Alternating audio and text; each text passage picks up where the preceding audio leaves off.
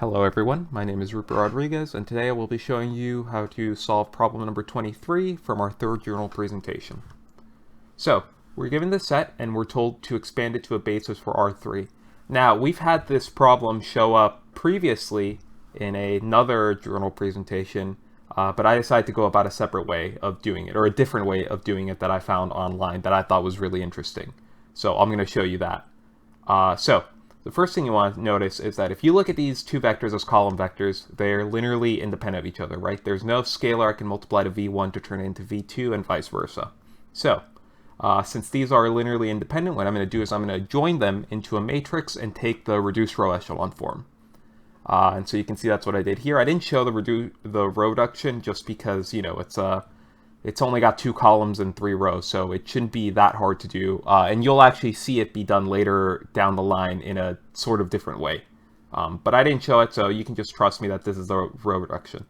We can see that we have 2 leading ones, and we actually have, a free variable down here, down at the bottom. So what we're going to do is we're going to create a vector v3 that contains that missing leading one. So I'm just going to, say v3 is equal to 0, 0, 1.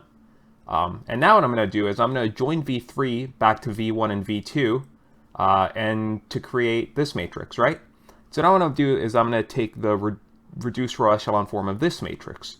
And so here's where I'm going to show you the row reduction. So you can see it's done here by this calculator.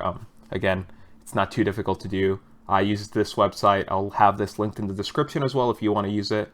But you can see the row reduction here, it's this matrix. And what's interesting about this matrix is that this is the identity matrix for R3. So when you can take a set of vectors and row reduce them into a basis for, when you can take a set of vectors and row reduce them into the identity matrix for that dimension, you have a basis.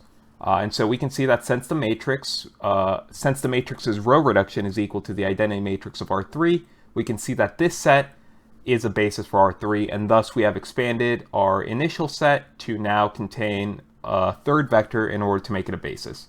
And with that, we conclude our problem. I hope you enjoyed.